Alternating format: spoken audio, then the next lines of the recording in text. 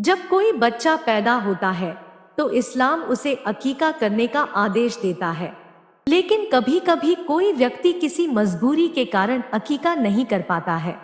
ऐसे में लोग चिंतित हो जाते हैं और यह जानने की कोशिश करते हैं कि अगर बच्चा बड़ा हो जाएगा तो क्या फिर भी अकीका किया जाएगा।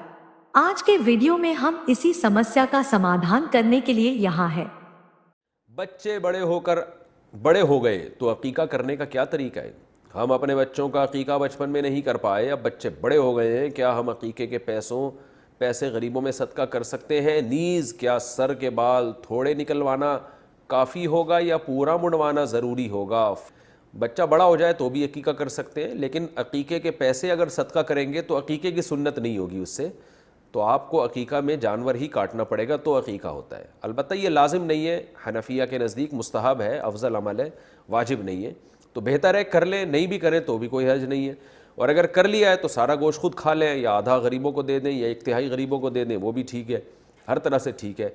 और सर के बाल जो काटे जाते हैं वो छोटे बच्चे के, जब बच्चा बड़ा हो गया फिर सर के बाल काटना भी उसमें अफजल नहीं है, आप बस उसका सिर्फ अकीका कर दें। और अगर बाल काटने हो तो फिर पूरा सर मुंडाना पड़ेगा, आधा कहीं से मुंडा देना आधा ना मुंडाना ये जायज़ नहीं है, गुनाह है। हदीस में सराहतन इससे मना किया गया है। इज़ार बंद ज़ेरे नाफ बांधना कैसा है, क्या नमाज हो जाती है। किसी भी तरह बांधा जा सकता है, नाफ के ऊपर चाहे नाफ के नीचे चाहे, इतना ज़रूरी है कि नमाज में पूरा जिस्म ढका हुआ हो। तो वो इज़ार बंद से नहीं तो वो क़मीज़ से ढका हुआ होता है, तो इससे कोई फ़र्क नहीं पड़ता। माल का नुकसान हो जाए तो क्या ये जान का सदका होता है। अच्छा, यानी जो जान पर मुसीबत आने वाली थी वो माल पे चली गई। हदीस में कोई ऐसी सराहतन बात तो नहीं मिलती कि जान का नुकसान माल में हो जाता है।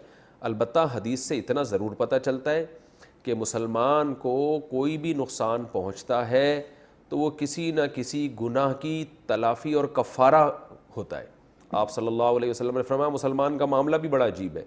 कोई खुशी पहुँचती है, शुक्र अदा करता है, ये शुक्र उसके लिए बेहतर है।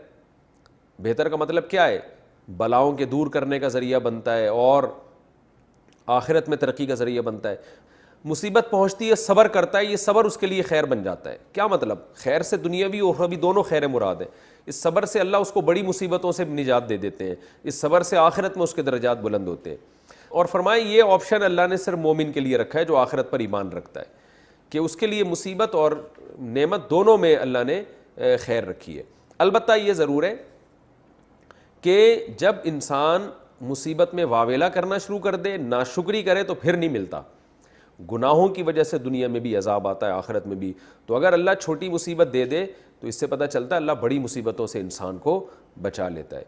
तो इस हद तक ये बात फ़ी नफ्सी ही दुरुस्त है कि अगर आपका माल का नुकसान हुआ है तो इस बात का इम्कान बहरहाल मौजूद है कि शायद अल्लाह ने आपको जानी नुकसान से बचा लिया हो, छोटी सज़ा दे के बड़ी सज़ा से बचा ली हो, इस बात का इम्कान बहरहाल मौजूद होता है।